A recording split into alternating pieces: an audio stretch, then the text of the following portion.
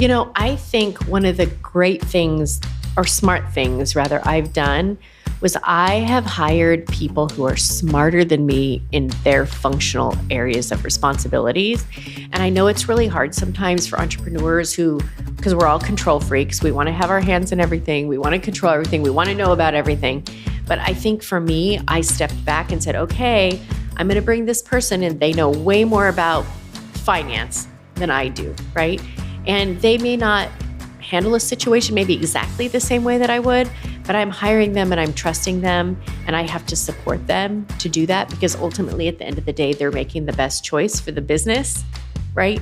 And so me letting go of having to be the smartest person who knows the most about everything was like phenomenal for me. It was really, really hard in the beginning, but now I really, really I love hiring people who are smarter than me at this thing or quality or production or whatever it may be, because I'd rather have a bunch of smarter people because I'm learning from them then too.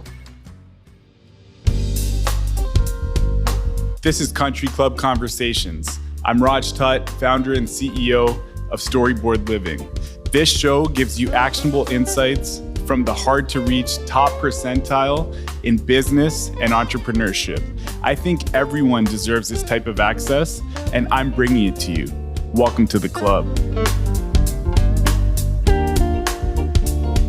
Tamara. Hey, Raj. How are you? I'm good. Thank you for making the time. Absolutely. My pleasure. You're an entrepreneur, founder of Clementine's Naughty and Nice Creamery.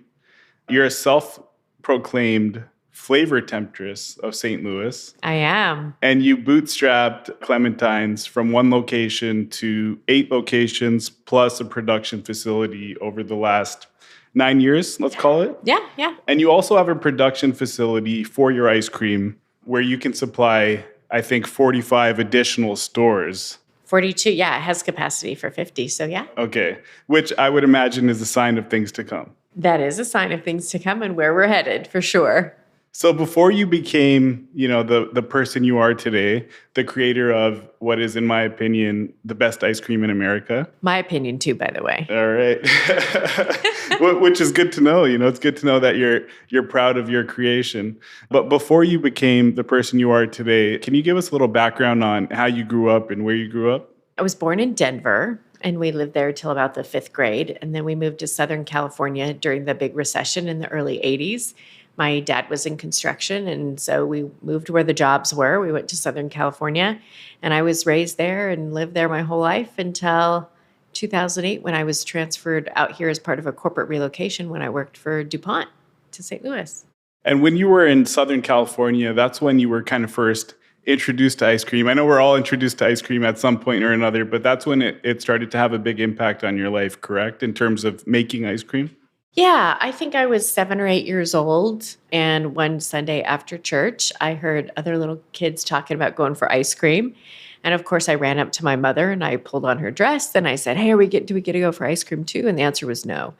And I was, of course, bummed out as every little kid is, right? Because they just know that they don't get to do something that other kids do. And I think the next Sunday after church, the same thing happened. And I ran up to her. I said, do we get to go for ice cream? And the answer was no. And I think as a kid, you don't know not to make your parents feel bad because you're poor, but you don't really understand that you're poor. And I come from a really large Irish-Italian family, and we had a lot of mouths to feed. And so that just wasn't in the cards for us at that time in life. And so I think it was like mostly that summer that I was super persistent about, do we get it every Sunday? And my mom always said no. And one day we were driving home after church and we stopped at a garage sale because that's where we got our clothes and our shoes and whatever. And she found an old hand crank for $2. And so she bought it and she said, okay, we're going to go home and make ice cream. Go do your chores and change your clothes and come back here in an hour and we're going to make ice cream. So I was so excited. And we did, and we started making ice cream as a family after church every Sunday, kind of from that day forward. And so what was interesting about it in hindsight was, we had this really large family. My dad was always fixing something at the church. My mom was always cooking for the old people or doing something. And so our family was like really well loved. but we were kind of like that family that was over here on the side, right? Like lots of kids. I have 4 older brothers, parents, grandparents, right? Like no one's going to invite 8 or 9 people over for dinner on a Friday night, right? So we were kind of like that poor family that come home 2 days before Thanksgiving and people would leave groceries on our stoop, right? So we did a lot for people. We did a lot for the church, so well loved, but we weren't, I don't know, as a little kid, you're just like, oh, we're not popular. We don't have a lot of friends. We kind of just stuck to ourselves, and because we were a small army. And what was pretty amazing thinking back was that when word got out in church that we were making ice cream, people wanted to start coming to our house for that, right? And so, of course, we couldn't afford to make ice cream for everybody, but one family would buy the milk, another family would bring the cream, and somebody else would bring the fruit. And so it like changed this whole dynamic or my sense of community as a kid, all from an ice cream cone, right? That's an incredible story. Yeah, yeah. And that always stuck with me, right? So like in my mind as a little kid growing up, ice cream changed my life, right? I went to having all these new friends and people came to my house. It was just such a different experience for me. And the only thing I could tie it to was the ice cream. And so that's been with me always, right? The power of ice cream and what it does for people. And it brings people together and it builds community. And you don't have to be wealthy, right? To take your kids for ice cream is this beautiful food and this beautiful experience that anyone can give anyone, right? And so, I always say ice cream changed my life twice, once as a kid then, and now as an adult when I decided to leave my corporate career after 25 years, I said, I'm going to go follow my bliss and I'm going to make other people happy and myself happy and make ice cream. Your corporate career, I'm assuming, was not with Dairy Queen or some other ice cream company maker. Okay. No. And what field were you in? So I was in marketing, brand, and strategy for 25 years. I ended up working in the food industry. I worked on the ingredient side of the business, and then I worked for big CPG. And I ran a $70 million business when I decided to walk away and go make ice cream and make no money. Wow. That is, I think, a testament to, your passion for entrepreneurship and, of course, ice cream. Sure. So the branding, marketing side plus the ice cream all came together and eventually became Clementine's. Mm-hmm. But when you first left your corporate job, how did you decide to even think of your first flavor or flavors? How did you start making your first flavors? Well, I think because I've been making ice cream my whole life since I was a kid. Right? We'd made it, my mom passed away when I was 21. And so when she passed away, I kind of took it over and it became my hobby and I just ran with it. And so it was just some part of me that I always loved doing, and that was making ice cream. And I think that, when I decided to do something on my own, I took my love of ice cream and my experience in the food industry and food science and marketing strategy brand, and I put it all together and I ran big business. And I just built it. I just did it.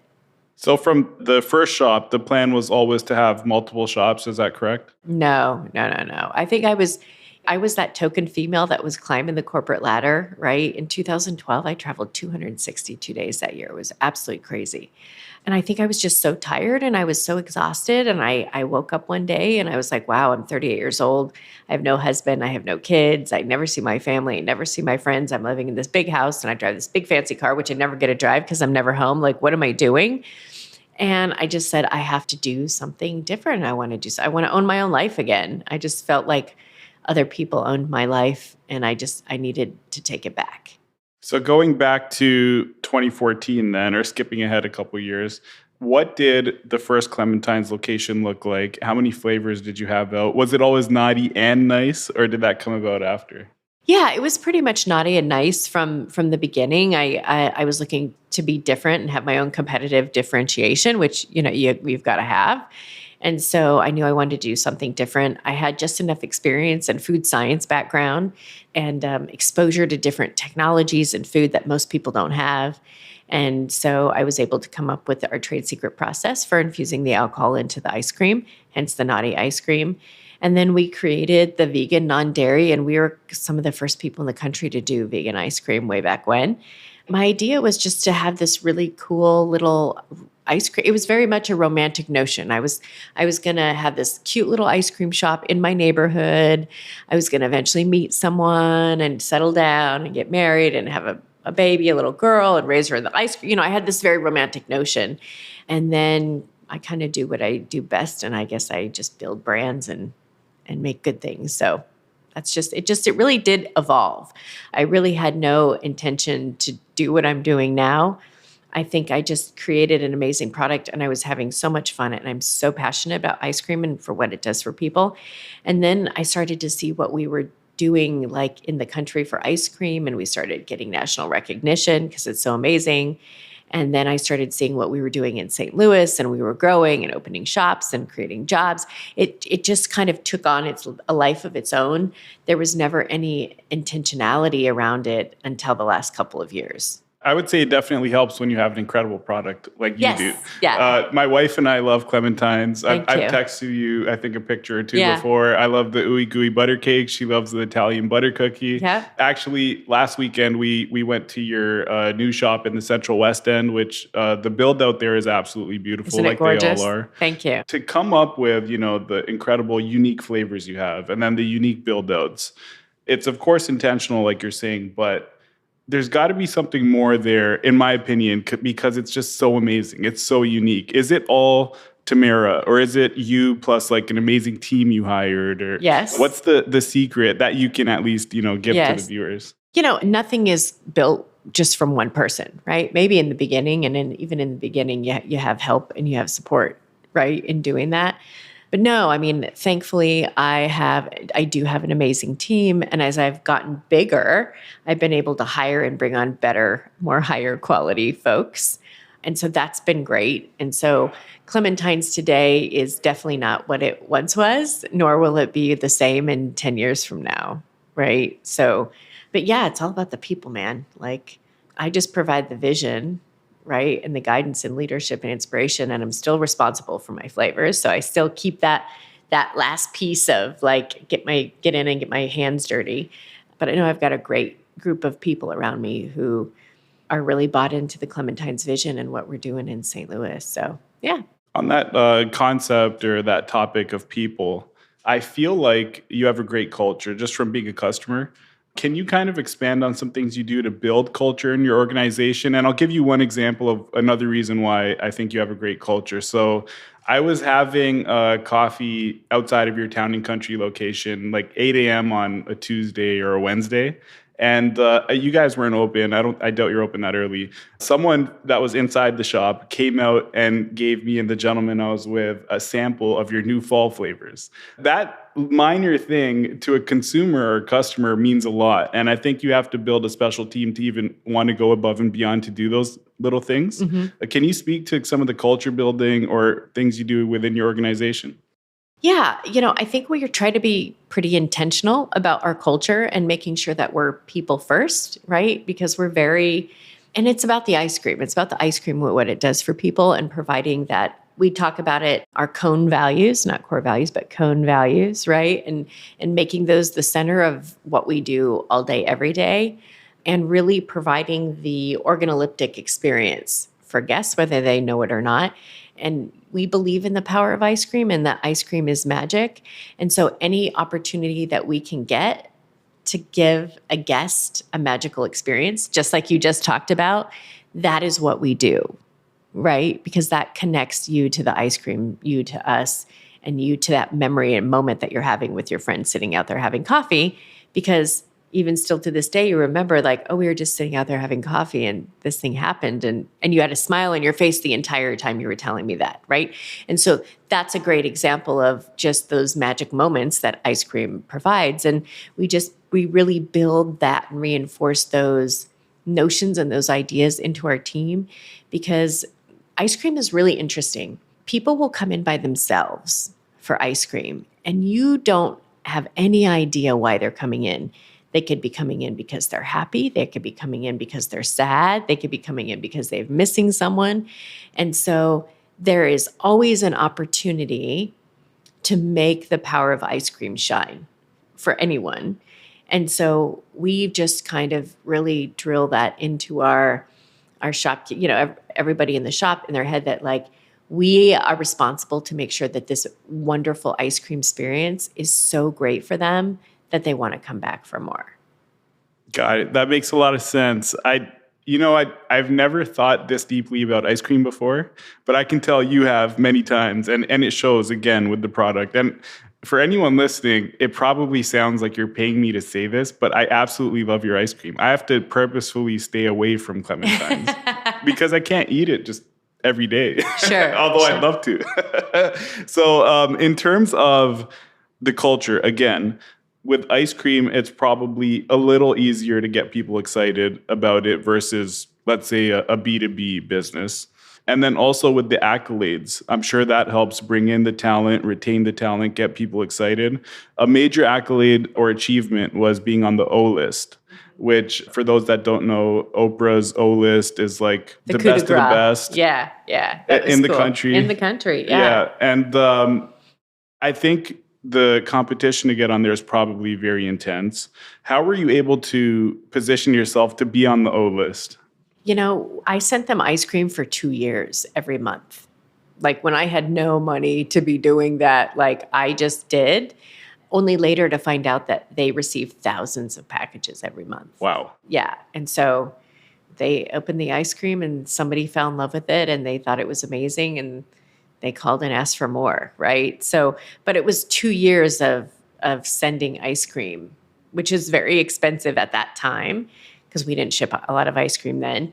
Just being persistent, like, hey, take a look. It's hard. We live in Missouri. We're in a flyover state. No, it's not like we were from LA or Chicago or New York where you have big city and big eyes and lots of money and investors and celebs and right, who can walk into your shop and then tweet about it and then the world knows about you, right? We're in St. Louis. And so we've had to work really, really hard to get the attention that we get to say, hey, look, we're in the Midwest, but we do something better than anybody else in the country. So stand up, pay attention, look, try it, eat it. If you do, I promise you won't regret it. And so we've worked really hard to get a lot of the national accolades. And now they come easier, right? Because everyone knows who we are in the culinary world anyway. And, we've started making, and ice cream connoisseurs, like they're worth their weight in salt. Like they all know who Clementine's is and they order from us. So, it doesn't help. We've been, like Andy Cohen's been such a big supporter of us. We've been on Watch What Happens Live with Andy Cohen. We've been featured on CBS This Morning. And so like we work hard to make sure that we're getting out there and people are finding out our story and trying our ice cream. You recently also were ranked 10th best ice cream or something along those lines in the country. Is that right? Actually, we just got the number one ice cream flavor in the country. Number one. Number one. There you go. I probably mixed it up with one of your many other achievements. Yes. So number one, was that ooey gooey butter cake or another flavor? So that was a couple years ago. No, this year we went to the North American Ice Cream Association conference, and it is between 600 and 800 of the top ice cream and gelato makers in the country. It's our big industry conference. And you enter your ice cream, and all of those ice cream and gelato makers do blind taste tests and they vote.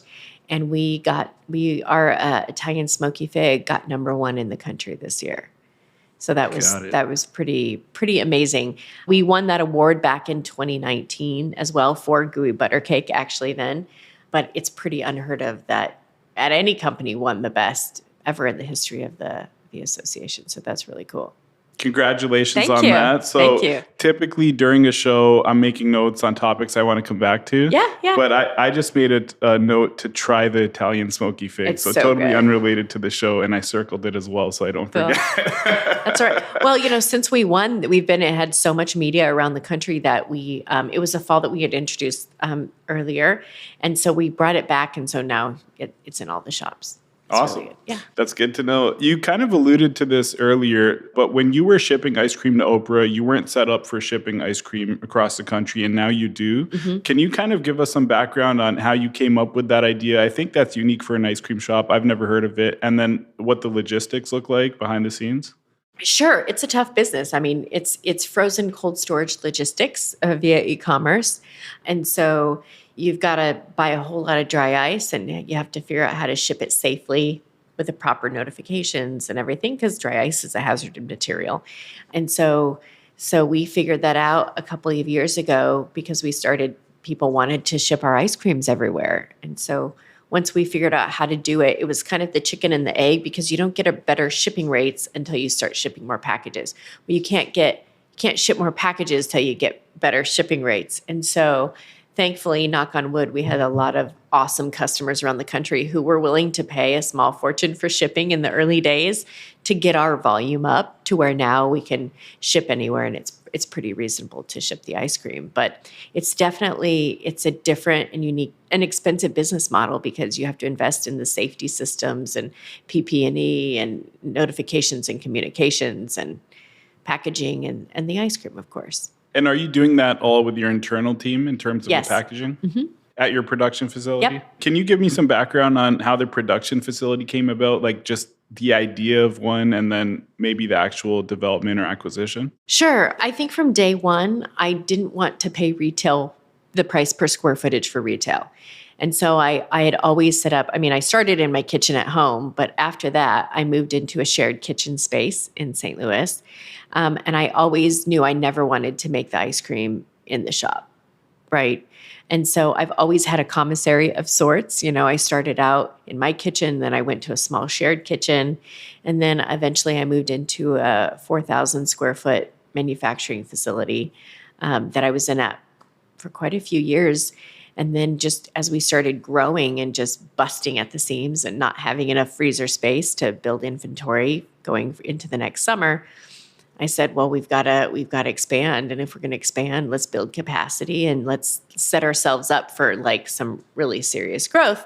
And I think over the years, as we kept growing and expanding and moving to a bigger commissary and a bigger commissary and bigger commissary, we said, okay, we have something special and the world needs Clementine. So let's build it and then we can go open more stores.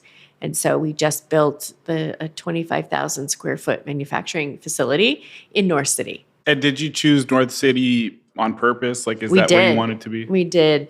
St. Louis is such an amazing city, but we have work to do as well. But I was super intentional about moving into North City because our city will never change until business owners or people like us who have the ability to invest our dollars and put our money where our mouth is makes the choices to invest in parts of the city that need help. And so we went to North City because I wanted to help be part of the change that we want to see in the city. And it's worked out really, really well. I agree with you there. I think the onus is on entrepreneurs and business people to, like you said, be the change that we want to see. So kudos to you for putting your production facility in North City. Hopefully it's one of many more to come. You alluded again to the growth that we kind of touched on in the beginning of the conversation.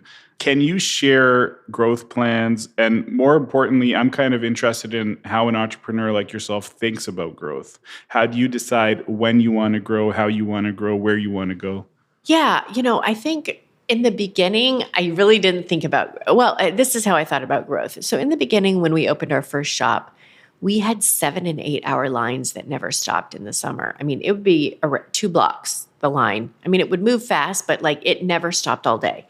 And so in the beginning, I was like, oh my goodness, I need another shop to like cut these lines down.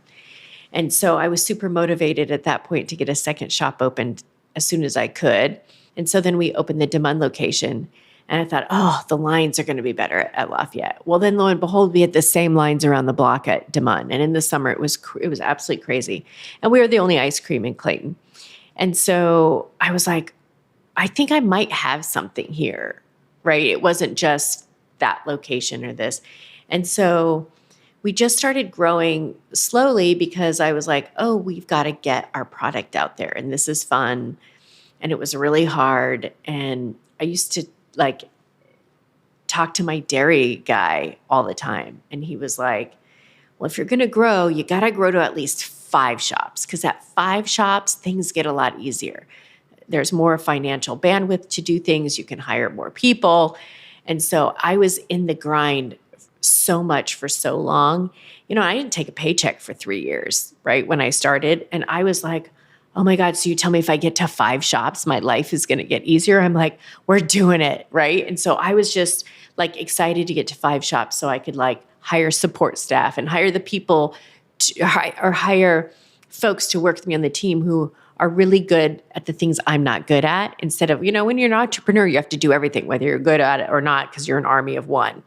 And so that was like exciting so I was like super motivated to get to number 5 to like get a team. And he was right? There was more money and I could start taking a paycheck and I could hire people. And I was like, oh, wow, this is great. Right. And so you kind of get in that mode and you're enjoying it for a while. And then you're like, oh, wait, like if I open another shop, then we can do this. Or if I open another shop, then I can offer 401k. And then if I, so you start seeing the possibilities, and then it kind of fuels your desire for growth, or at least it fueled my desire for growth because I could do more for my team if we grew more. And, it just kind of unfolded that way. And I think in the beginning, Clementine's was very much about me, like what I wanted to do and what I wanted to build. And I think as we got to shop like 3, 4, like Clementine's isn't about me anymore. It's all about the team and what we're doing in St. Louis and the benefits. And like, it was a very interesting metamorphosis because it was very much centered around me and what I wanted and my vision. And now it's taken on its own life, which is really cool because it's not about me at all anymore. It's all about them.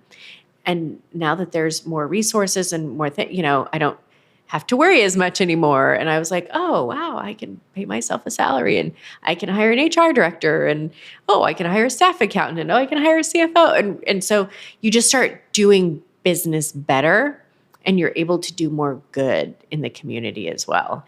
And so that fuels a lot of my fire for growth and knowing what we can do and what we can get to. And honestly, how we can get Clementine's ice cream out, because there's a lot of really terrible ice cream in this country and people deserve better, right? They deserve to have ice cream made the way that it used to be.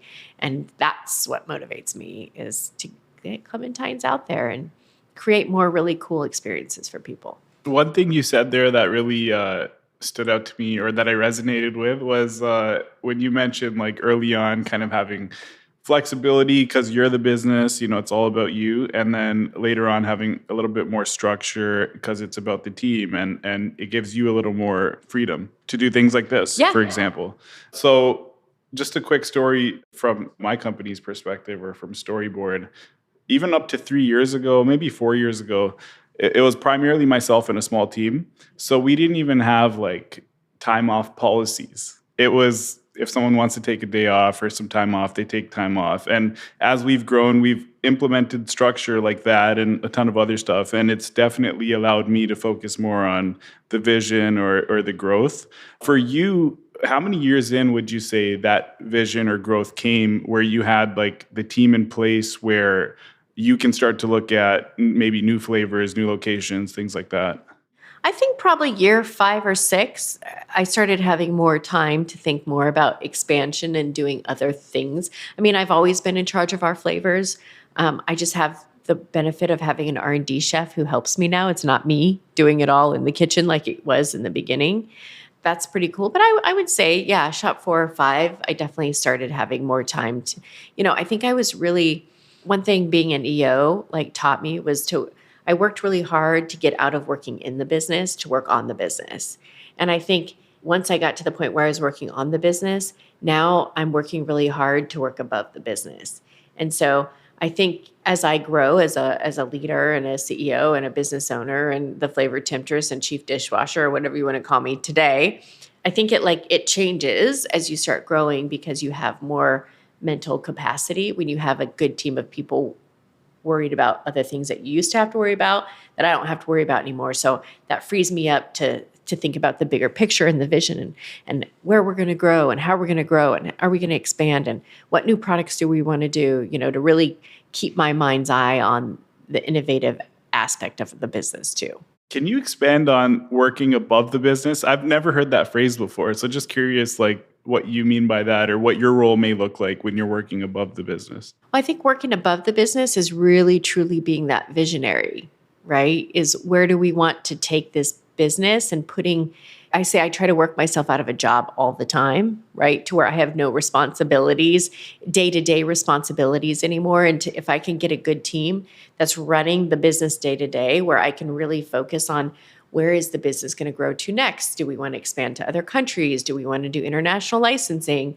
Do we want to come out with interesting retail merchandise, right? So it just gives you that bigger level and that higher level bird's eye view perspective that you can work on when you're working above the business and you've got a really solid leadership team in place who can run the business day to day.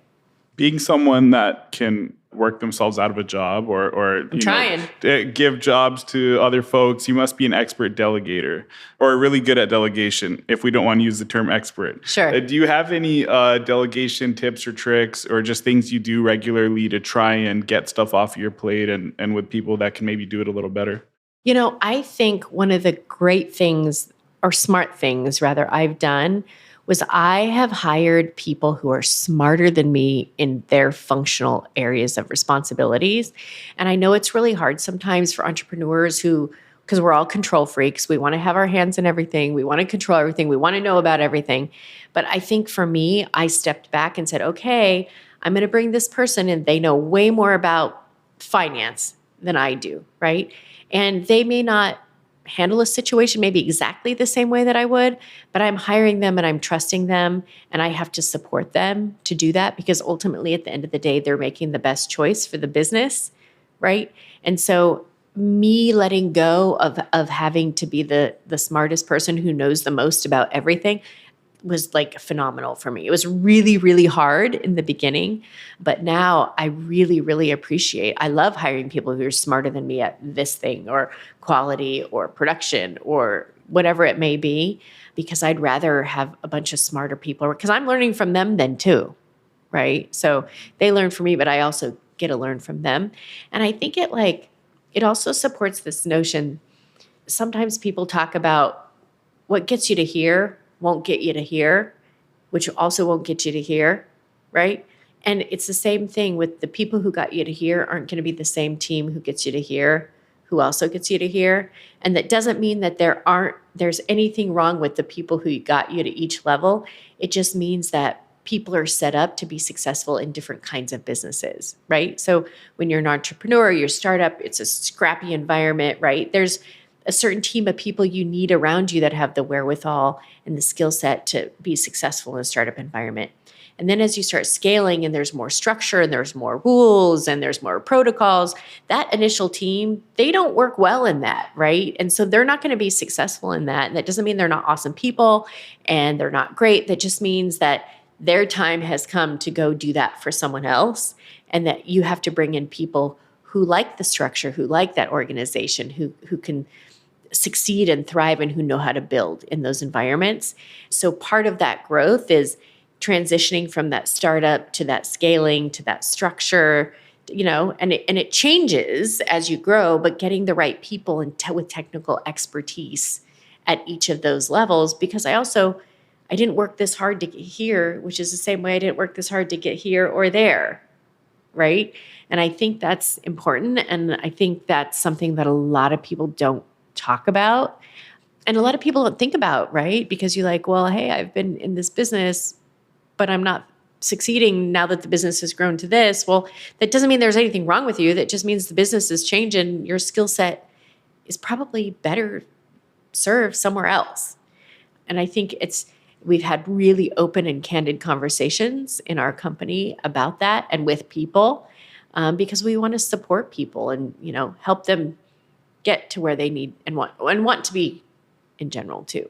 I love that. And I can totally relate. We've had a similar experience as a company. Just the team members that were with the company early on, the majority of them are not with the company now just because a different skill set, mindset was required, and also more structure works well with some people and not so great with others. So I fully agree with everything you just said. It sounds like you're positioning Clementine's to be more than just a St. Louis staple. Can you speak to, if you'd like to, and Sure. if you don't want to, that's right. fine too, to what the future plans are in terms of maybe future cities or states that you're looking at? Yeah, well, we are definitely positioning ourselves for national growth. Well, I mean, we're going to start with growing regionally first. And that's probably within 5 or 6 hours of St. Louis, because that's what we can serve. And we can put 50 shops there really easily within all the states surrounding us.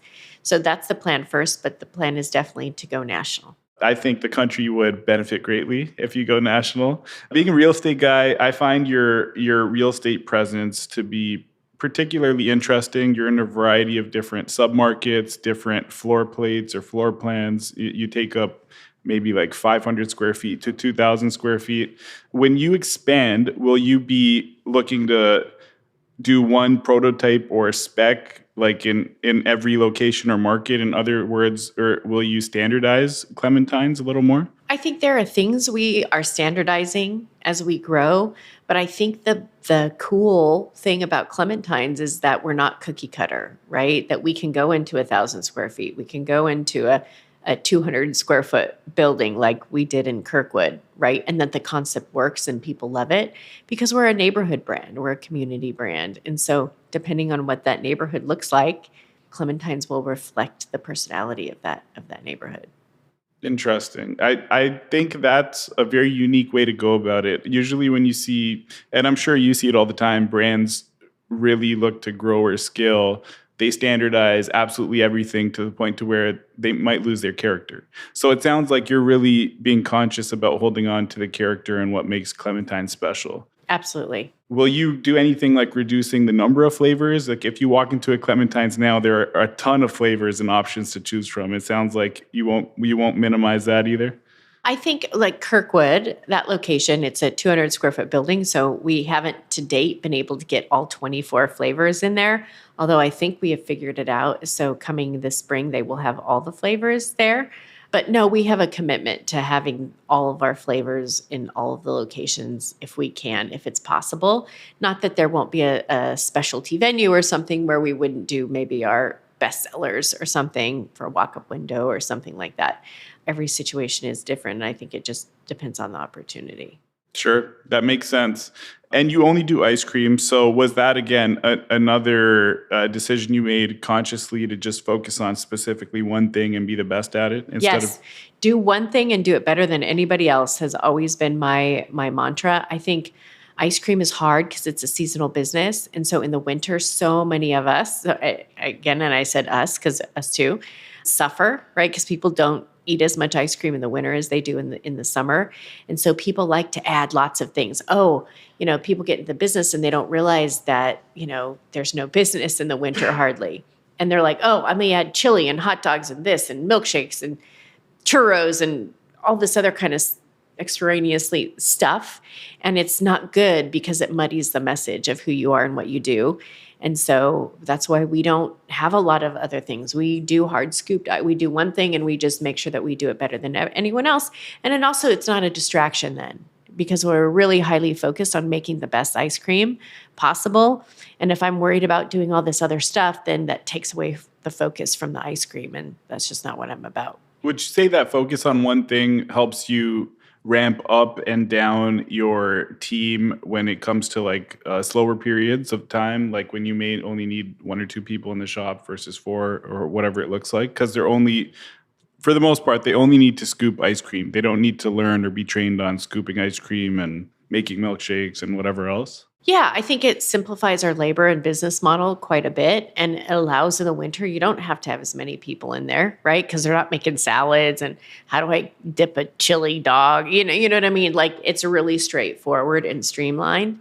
And so I think that helps us a lot. And I think it's good for the team too, because I think young people like to have focus and they like to know what their purpose is. And if you got a million different things coming at people, I don't think they appreciate it anymore. Going back to your wonderful product, I know you can't tell us what you put in the ice cream, but can you give us... If I tell you, I'll have to kill you. Can you give us like some insight into what it took for you to become one of, I think, 14 micro creameries in the country? I would imagine I think that means small batch everything, but what does small batch even mean, number one? And number two, what else kind of went into that? Sure. Well, let me back up and tell you what a micro creamery is. So I was at Penn State and Penn State actually has ice cream college, believe it or not. And that was the first time that I heard that term micro creamery. And I was like, well, that's kind of cool. What is that? And they're like, oh, well, it's like microbrewery. So think microbrewery, but for ice cream. And I'm like, oh, okay. Like I get that. So in order to be a micro creamery, you have to be small batch, meaning a real person has to stand in front of a machine and make it. It's not made in some continuous freezer the size of a building, right? Where ingredients go in one end and they come out the other and it's finished. Like a real person stands in front of the ice cream and they machine and they spin the ice cream. So first it has to be small batch. Number two, everything in the ice cream has to be handcrafted. If there's a pie, cake, or cookie, we make it, bake it, put it in it, right? We salt our own caramels, we candy our own pecans, like we make our own hot fudge, we make our own salted caramel. So we make everything that goes into the ice cream and on top of the ice cream for the shops. Number three, the ice cream base has to be all natural. So there's no artificial anything in our dairy base, no artificial colors, flavors, fillers, emulsifiers, or anything that goes into our product. And then number four, in order to be a microcreamery, you have to have more than 16% butter fat in the product to be considered a microcreamery. So most ice creams in your other neighborhood shops and most stuff in the grocery store has about 10%, maybe 12%. As a microcreamery, you have to have more than 16%. So that's why when you taste our ice cream, you can have one bite and like 2 minutes later, you can still taste the flavor in your mouth. That's coming from the butterfat because it's coating your tongue and carrying the flavor. So super premium, super delectable, super tasty. And then last but not least, in order to be a microcreamery, you have to have less than 30% overrun. So overrun, that's a technical term, but imagine that's the amount of air that they whip into the ice cream, right? And so most ice creams, 99% of them in the grocery store and in most ice cream shops, they put 100% air in the ice cream because you can fill more pints if there's more air in it. So for instance, if you take our pint of vanilla versus any other vanilla in the country, our pint's way more because it has more product in it. So when a product has 100% overrun, you take that pint, it's actually 50% ice cream and they're 50% air. And they do that intentionally because you can use less product to fill up more pints. Or if you've ever been to an ice cream shop and you get it and it instantly melts all over, it's because it's full of air. It can't hold the structure. And so in order to be a microcreamery, that's why our ice cream is so dense and thick and rich. It's because we don't fill it with all that air because we don't think you should be eating air. We think you should be eating ice cream. And so being a microcreamery, it just sets us apart and it's such a super premium product that way. And that's when I heard that term and what it meant, I was like, that's what I want to do. Because that was more true to my core values of what I wanted to do and build. So, first of all, thank you for sharing that. I had no clue. And I just learned two new things. One is that you have an actual person making the ice cream. I thought at a certain point, with your production facility, for example, that it's probably not the same process, but it sounds like it's exactly the same process. Wow, that's incredible. So you just need more people to make more. I'm just trying to wrap my head around that. So did you face any labor issues like with the last few years? It's been a tight labor market. Did you have trouble staffing your production facility or like your stores the way you want to in order to continue the process the way it currently is? And then like, did you ever consider cutting corners and not doing it that way? So we've never had problems staffing our shops. I think we have a great reputation in town. Every parent wants their kid to work in an ice cream shop for their first job. And I think people know we're really good people to work for. Clementine's is a great place. And you're really cool if you work for Clementine's, right? Like people get all excited if you work for Clementine's. So we've got that going for us in the shops. And I think, we've struggled just like everyone else in the back of the house, getting the ice cream made. I think, but we've grown and changed a lot as a company too, right? We offer a lot more benefits. And of course, in the last couple of years, we've had to pay much higher wages than we've ever paid before, but that's good. That's good for our people, right? And sometimes we have to charge a little bit more for the ice cream or for other stuff. But I think most people get that nowadays, that our cost of goods have increased over 33% in the past year, right? And we didn't raise prices 33%, right? Because you can't. There's only so much somebody's going to pay for an ice cream cone. But I think, yeah, you have to figure out ways to be smarter and better without cutting corners, because I think that's why we've been so successful, is because we don't cut corners and we still make the ice cream the same way. And we still use the same high quality ingredients. We still use natural products. That's just the kind of company I want to have. That speaks very highly of you as an entrepreneur. And I'm going to throw this out there. I know the reason for why you don't do it, but if you wanted to cut corners and you wanted to add more air in the ice cream, that would have brought down your shipping costs considerably, correct? Well, it would have brought down shipping costs, but it also like make us more money, right? Because you're selling more air. And Right. I just don't fundamentally believe in that. Yeah. Yeah. Which, as a consumer or customer, I appreciate. I never thought about ice cream this deeply. So this conversation is like so amazing to me, Oh, especially good. especially the air part and how it melts quicker, when you're trying to eat ice cream that has more air in it. And it's all like making so much sense to me now. Yeah. I mean, I always tell people if you go into some place and they give you this huge bowl of ice cream, don't eat it because it's full of junk you don't want in your body and it's probably not going to taste that great anyway. For folks that are health conscious, then is Clementine's the smarter choice, like as far as nutritional value goes? Well, I mean, it's still ice cream, right? So you got to take that in consideration. But, I think we're pretty intentional. We use, maybe 50% less sugar than other ice cream companies out there because ice cream's a cheap filler. And I don't believe in that. Like if I'm going to make strawberry ice cream, I'm going to use 8 pounds of strawberry versus 2 pounds of sugar versus other ice cream companies might use 8 pounds of sugar and 2 pounds of strawberries, right? And I don't want just a frozen sweet treat. It actually numbs your taste buds. And so you don't actually get a taste. It's frozen sweet at that point. And if I'm going to make a strawberry ice cream, I want you to taste the strawberries. And I want to make sure they're good strawberries. Yeah, and that makes a lot of sense. Do you have a favorite flavor, by the way? I hate it when people ask me that question. It's like, it's like picking your favorite kid. I think my favorite flavor changes over time, right? I love my new flavors, but my Madagascar vanilla, I still eat every day. I mean, it's my solid, steady, and true. Like when I come walking into a shop, most of the people there will just go and start making me a hot fudge sundae because that's kind of my regular go-to and they know that's what I love. So I love my Madagascar vanilla quite a bit because it's really amazing. But I like a lot of the new flavors too. It kind of depends on the year and what mood I'm in and what the holidays are. Yeah. Do you have a favorite naughty flavor? Ooh, yes. I love the pink champagne sorbet. It's so awesome. And there you can do a lot with it. So I like that one. And our maple bourbon with salted candied pecans is the number one naughty flavor that we sell. That's like the crowd pleasers and everyone loves it. That's pretty darn good too, especially if you like bourbon. I think I'll have to try that one. You should. Just in terms of your split, if you know it off the top of your head or if you want to share, what percentage of your customers would you say are coming in for a naughty flavor versus a nice flavor? Is it like 90-10 or something? I don't really know exactly that, but I'll say that more and more customers are coming in for the non-dairy. We have this massive cult following for our vegan non-dairy ice creams, and that is a segment of the market that is just exploding. And people have been really loyal because we make really great vegan ice creams, and they don't taste like other ice creams. They're actually taste like real ice cream and they're good.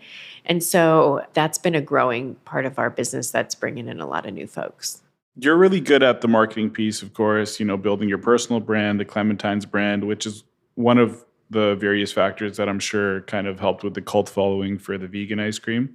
But do you have any just very general entrepreneur to entrepreneur marketing tips, branding tips that come to the top of your head that you can share? Yeah, market to the Gen Y, Gen Zers, and everybody follows, right? I mean, it's the younger generation that drives a lot of the trends and the new things, and they're a smart, educated consumer, right? And so the boomers and the grandparents and the parents see how the younger generation, how much they know about the food they eat, where it comes from, what are they consuming, who owns the business, are they good to their people, right? And so they're just so well educated about so much in their life that I think they become their own personal influencers in their own families and circles of friends.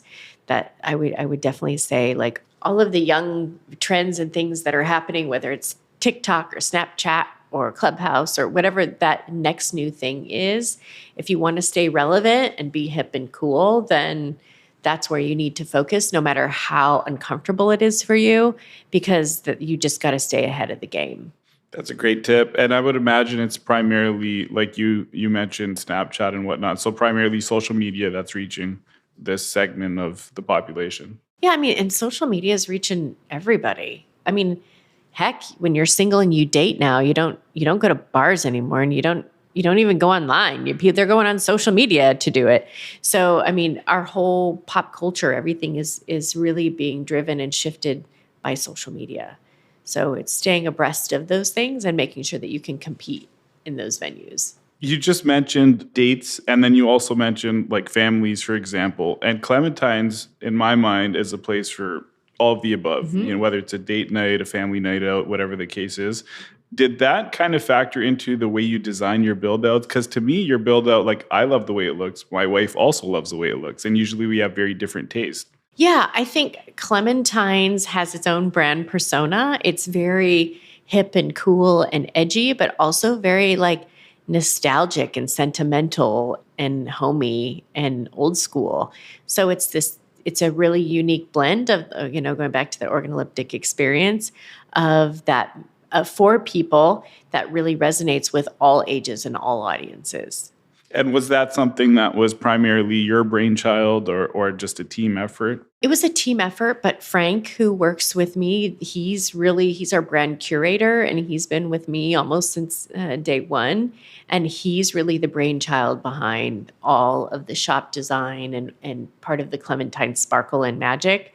That's really driven from Frank. I can't take any credit for that. That's all him. I take credit for the ice cream and the ice cream flavors, but that's really Frank's magic there. Well, shout out to Frank for that. Love the way the shops look. The last part of the show is what we call a hole-in-one. Just your top advice that you can give to someone listening today or watching today that they can implement into either their life or their business. Just whatever type of advice you want to give. I guess I'd say a lot of entrepreneurs get stuck in this rut where they think to be successful, they have to continue to grow and expand and just keep building and building and building. And I guess I would say that that's not always success, because if you can build a great solid business and have time for your family and time to travel and work-life balance, that is also success. And I don't think people talk about that enough because they think, oh, I need to go raise this. I need to go IPO. I need to do this. That's not always success because you're on that wheel running pretty hard. And so I guess I would say take the time to stop and smell the roses and to really look at your life. And if you're making great money and you can put money away and be really comfortable and not work 80 hours a week, then do it. Thank you for sharing that. I think it's a great reminder for everyone listening or watching, myself included. Where can people learn more about yourself or Clementine's, the brand? On our social media at Clementine's Creamery. We're on Instagram, Facebook, TikTok, everywhere you can think. And then you can find us if you want to order ice cream online and ship it to your loved ones or ship it to the person who has everything. You can find us at clementinescreamery.com. Tamara, thanks for your time. Appreciate it. Thanks so much, Raj. Have a great day.